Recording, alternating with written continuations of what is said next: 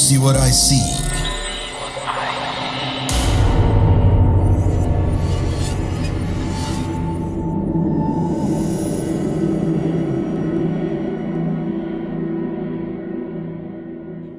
Assalamualaikum warahmatullahi wabarakatuh. Halo warga Sukawadi, ketemu lagi akhirnya dengan saya Haris Colex di Mencekam, menceritakan email kamu.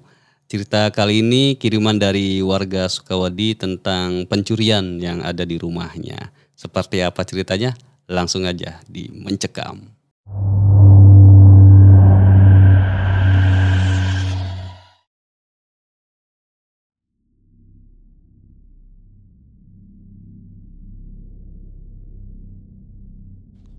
Kami punya dua rumah yang mana aksesnya itu ada dua, dari pintu depan dan dari tangga samping. Tapi biasanya dari tangga samping itu aksesnya langsung menuju ke kamar saya, karena kamar saya ada di lantai 2. Kenapa punya akses selain pintu masuk depan? Karena kadang-kadang saya tuh pulang malam. Saya kerja di kafe milik om saya, jadi setelah pulang kuliah saya langsung ke sana gitu. Ya uangnya kan lumayan ya, bisa buat bantu-bantu biaya kuliah dan biar nggak begitu ngerepotin ayah dan ibu gitu. Dan beberapa tahun kemarin nih ada kejadian, jadi saya pengen cerita aja. Jadi di kafe milik om saya tuh lagi rame-ramenya gitu, karena lagi ada acara nobar bola. Jadi butuh tenaga banyak ya. Dan karena itu jadi saya pulangnya diantar sama om gitu. Karena om tuh jarang banget mampir ke rumah ya, kecuali kalau memang ayah yang minta untuk mampir gitu. Dan malam itu saya nggak ada feeling atau firasat apapun yang aneh-aneh. Dan saya memang biasanya kalau ngelihat ruang tamu lampunya mati itu berarti ayah dan ibu memang udah pulang gitu. Tapi biasanya sebelum tidur ayah dan ibu selalu bakal ngubungin om dulu gitu ya, tanya saya pulang jam berapa gitu, nanti apakah nanti om yang nganter pulangnya atau enggak gitu. Misalkan enggak, nanti biasanya ayah yang jemput gitu. Malam itu ya sekitar jam 11:30 malam saya pulang, karena kebetulan malam itu malam minggu dan besoknya kan saya nggak kuliah. Saya buka pintu dengan kunci dan saya biasanya langsung ke kamar mandi. Biasanya ada beberapa hal-hal rutin yang kerap saya lakukan, dan biasanya juga pasti ada beberapa teman-teman di sini warga Sukawadi juga biasanya gitu ya, ada hal-hal yang biasa yang sudah jadi kebiasaan lah ya, bukan rutin, jadi kebiasaan. Jadi kalau ada yang beda sedikit tuh pasti ngeh gitu. Jadi ketika hal-hal rutin itu terlihat aneh, jadi saya pasti akan ngeh kalau ada yang melakukan itu dan itu bukan saya gitu. Jadi begini, saya setiap mau pulang, mau pergi, baik itu ke kampus atau kerja, saya pasti matiin semua lampu. Jadi di kamar tuh mati semua tuh, mau di kamar mandinya, lampu kamar, lampu baca, semuanya pasti mati itu. Ya kan sayang aja kalau nyala lampunya tapi nggak ada siapa-siapa dan nggak ada aktivitas di kamar itu. Dan saat itu saya ngeliat lampu kamar mandi tuh nyala, padahal biasanya saya matiin. Nggak tahu kenapa ketika saya melihat lampu kamar mandi itu nyala, saya udah ngerasa aneh. Ditambah lagi pintu kamar mandinya itu kayak terbuka beberapa jengkal. Setelah saya lihat, ada bayang-bayang sesuatu. Lalu saya ngeliat ke arah jendela yang berlawanan dengan kamar mandi saya. Jendela itu memang bisa dikatakan ada semacam dinding tinggi yang gak ada pengamannya ya. Biasanya kan orang-orang suka nempelin pecahan-pecahan beling gitu ya, atau nempelin kawat berduri agar nggak ada orang yang masuk atau lompat lewat pagar itu. Dan nggak tahu kenapa ayah saya nggak melakukan hal itu. Saya langsung ngerasa aneh, ngerasa takut juga. Wah, jangan-jangan ada maling nih. Jam 1:30 ya kalau nggak salah waktu itu. Saya takut banget. Ya jangan ditanya lah. Kadang malingnya juga biasanya kan suka bawa senjata ya. Tapi di situ saya coba buat tenang, tarik nafas, mencoba buat berpikir dengan jernih walaupun ya sempat kalut juga gitu. Lutut saya sudah gemetar, badan sudah keringet dingin, bawaannya pengen teriak gitu, kabur. Tapi saya coba buat tutup pintu depan ya, dan saya masuk tadi pelan-pelan gitu. Saya buka pintu lain, saya turun pelan-pelan lewat tangga. Saya bangunin ayah dan ibu. Yang untungnya alhamdulillahnya mereka lagi nggak susah dibangunin. Saya langsung minta ayah dan ibu untuk diem. Kami buka pintu belakang, keluar dari pintu belakang, langsung ke rumah Pak RT ya. Ya sebenarnya kami bagi tugas sih. Ayah menghubungi orang-orang yang sedang ronda, saya dan ibu ke rumah Pak RT yang ada di belakang rumah. Cuma tinggal buka pagar rumah aja gitu. Alhamdulillah semuanya berjalan dengan cepat, begitu ringkas ya. Allah benar-benar membantu. Di dalam hati saya sempat zikir sambil merinding lah ya. Kami takut ya, namanya kadang-kadang kan manusia yang sudah dirasukin setan itu nggak bisa terkontrol sama sekali. Dan di sana urusan ayah juga dipermudah. Ada sekitar 10 orang yang ayah dapatkan. 6 orang itu petugas ronda dan 4 orang lainnya itu tetangga yang baru pulang kerja juga. Di sana mereka ada yang bawa stick baseball ya, ada yang bawa pentungan, ada yang bawa sesuatu lah, pokoknya benda-benda alat-alat gitu yang bisa dijadiin senjata. Saat itu mungkin karena pria-pria dewasa yang seusia ayah saya tuh udah geram ya. Karena sebelumnya memang sudah ada beberapa kali terjadi pencurian yang hampir berturut-turut ya. Sekitar 6 bulan dan pelakunya itu belum tertangkap. Jadi mereka agak sedikit bersemangat pada malam itu. Sampai mungkin si pencuri yang bersembunyi di dalam kamar mandi saya itu kebingungan, kalang kabut. Akhirnya memutuskan untuk melompat dari balkon, jatuh ke bawah dan meninggal di tempat. Saat itu saya nggak nyangka, mungkin semua yang ada di situ juga nggak nyangka ya. Saya pikir si pencuri akan menyerahkan diri dan minta maaf. Tapi mungkin karena panik, takut dikeroyok, dia pikir dengan melompat bisa selamat, tapi kenyataannya mungkin Tuhan berkehendak lain. Berhari-hari setelah kejadian itu, rumah orang tua saya agak sedikit berubah, auranya agak sedikit kelam. Saya yang tidur di lantai 2 mendapati beberapa kejadian aneh.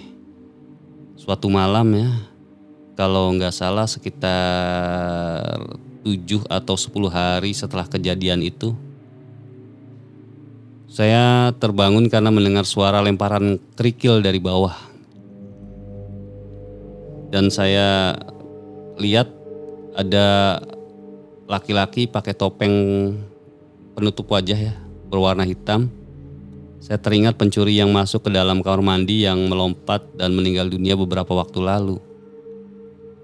Dan itu sama persis gestur tubuhnya yang besar, tinggi, dengan perut yang sedikit buncit, hingga topeng penutup wajahnya. Saya pikir itu pencuri baru. Padahal ayah sudah minta orang-orang yang ronda itu berhenti sejenak di rumah kami untuk memperhatikan apakah ada tanda-tanda sesuatu yang aneh. Tapi yang bikin anehnya lagi,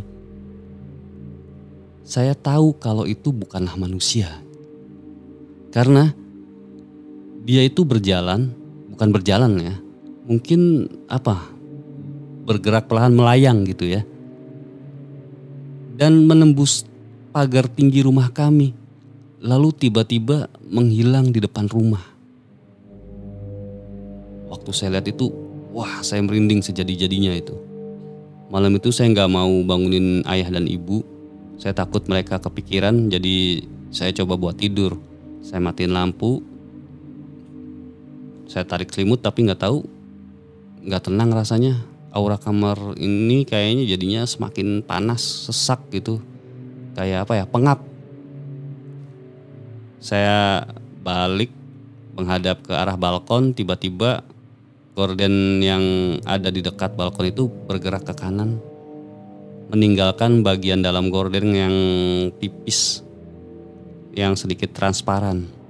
Di situ ada pria yang berdiri di balkon sambil seolah-olah memandangi saya yang tengah tertidur. Saya kaget, langsung bangun dari tempat tidur, mencoba untuk turun. Saya mau keluar dari kamar, tiba-tiba saat saya mau buka pintu nggak bisa kebuka. Pintu kamar mandi saya tiba-tiba lampunya kayak konslet. Hidup mati beberapa kali. Sampai terdengar suara decitan pintu kamar mandi. Dan seseorang yang mengenakan pakaian serba hitam dan topeng penutup wajah berwarna hitam itu berdiri di depan pintu kamar mandi. Saat saya teriak-teriak sambil mukul-mukul pintu di kamar, saya panggil-panggil ayah dan ibu. Sesuatu itu terlihat seperti apa ya? Seperti bersujud sambil mengatupkan kedua tangannya di depan wajahnya. Jadi kayak ini, gestur minta maaf. Tapi saat itu saya tetap gak peduli ya. Karena saya takut gitu. Saya kan pikir dia hantu ya. Karena kan dia sudah meninggal beberapa waktu lalu. Jadi saya tetap tuh panggil ayah dan ibu beberapa kali sambil gedor-gedor pintu. Ibu dan ayah juga teriak-teriak dari depan pintu. Karena mereka gak bisa buka pintu. Padahal pintunya sama sekali gak terkunci. Mereka pikir saya kuncinya dari dalam gitu. Mereka takut saya kenapa-napa. Saat saya masih teriak-teriak, panggil ayah dan ibu, teriak minta tolong. Akhirnya beberapa menit kemudian pintu bisa dibuka. Tapi saya sempat merasa pergelangan kaki saya kayak ditarik sesuatu. Akhirnya ibu saya gak tanya kenapa ya. Langsung saya dibawa tuh ke kamar orang tua. Dan coba langsung ditenangin gitu. Adik saya yang tidur di kamar bawah juga sampai bangun dan kami berkumpul di kamar orang tua saat itu. Sampai paginya om saya jemput buat kerja, tapi karena saya demam jadi saya nggak kerja hari itu. Ayah saya cerita ke om kalau saya ketakutan semalam gitu. Cukup lama saya nggak kuliah, nggak kerja juga, mungkin sekitar 3-5 hari ya. Sampai akhirnya saya berkegiatan lagi dan waktu itu saya diantar om pulang sekitar jam 10:30 malam. Dan kebetulan hari itu udah sepi banget. Mungkin orang-orang udah pada tidur. Saya diturunin di depan pagar dan om tanya mau diantar sampai dalam atau enggak gitu. Saya bilang enggak usah. Terus om bilang ya udah saya tunggu aja di depan gitu. Saya nggak mau naik lewat tangga samping menuju kamar ya karena masih trauma, masih takut ya. Pokoknya ada banyak ingatan-ingatan dan kenangan-kenangan ketika saya melewati tangga samping itu. Terus saya dengar om panggil saya gitu, Vira, om pulang ya. Ya om, saya jawab gitu. Suara mesin mobil om terdengar menjauh sampai akhirnya benar-benar sepi. Di situ saya melihat ayah saya sudah nyalain lampu, sudah mau buka pintu. Saya pikir bakal sebentar nih, tapi kenyataannya saya nunggu lama banget. Saya telepon ponsel ayah dan ibu, saya ketuk-ketuk pintu. Dalam hati padahal kan tadi sudah ada yang nyalain lampu, sudah ada yang lihat dari hordeng gitu. Saya pikir tadi ayah saya yang sudah ngintip dan bersiap buat bukain pintu. Tapi ternyata setelah mobil om saya jalan, ayah saya nggak kunjung bukain pintu juga. Terus saya ketuk-ketuk lagi, saya panggil-panggil lagi. Saya kaget saat dari kaca dekat pintu itu saya menangkap sebuah pantulan seorang laki-laki mengenakan pakaian serba hitam dan penutup wajah berdiri di situ. Seolah-olah sedang memandangi saya. Di situ saya merinding banget. Saya ketuk-ketuk pintu, saya telepon, saya gedor-gedor, bahkan sampai saya tendang-tendang. Karena dalam pandangan mata saya seseorang itu mendekat ke arah saya. Dia bergerak mendekat, terus mendekat. Sampai saya benar-benar takut ya, merinding sejadi-jadinya. Sampai akhirnya ayah saya bukain pintu, saya langsung masuk ke dalam. Udah gak ngomong apa-apa karena ketakutan ya. Saya langsung ke kamar mandi, ganti pakaian, terus saya tidur di kamar orang tua ya. Habis itu saya bisa tidur dengan nyenyak karena ditemenin ya, yang pasti karena ditemenin gak sendirian. Ada beberapa kali kejadian yang pada akhirnya membuat saya gak nyaman. Dan saya curhat ke om saya, menceritakan semuanya secara detail tanpa ada yang ketinggalan. Kata om, mungkin orang itu mau minta maaf.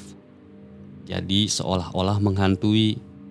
Tapi saya bilang, sebenarnya saya yang ngerasa bersalah om. Tapi di satu sisi juga saya gak mau menyalahkan diri saya sendiri. Rasa bersalah itu ada, tapi saya gak mau menyalahkan diri saya sepenuhnya. Dia yang meninggal itu tetap salah karena mencuri di rumah orang lain. Ada pengandaian-pengandaian dalam benak saya. Andai saja kalau saya nggak melaporkannya, mungkin orang itu nggak akan meninggal dunia karena melompat dari lantai 2 rumah saya. Tapi kalau saya nggak melaporkan ke rumah Pak RT dan tidak membangunkan ayah dan ibu, mungkin pencuri itu nggak ragu-ragu akan membunuh kami. Dan rumah kami itu bakal jadi sebuah rumah kelam yang akan menambah daftar cerita seram rumah-rumah yang terbengkalai karena tindak kriminal perampokan. Menurut teman-teman, apakah saya salah? Itu dia mencekam kali ini. Semoga bisa menghibur dan menjadi teman ngabuburit mungkin ya. Teman ngabuburit warga Sukawedi dimanapun berada. Dan jangan lupa di subscribe, like, dan komen jika perlu ya. Saya Aris Colek pamit. Wassalamualaikum warahmatullahi wabarakatuh. Kamu punya pengalaman horor? Kirim ceritamu ke podcast.ceritahoror@gmail.com.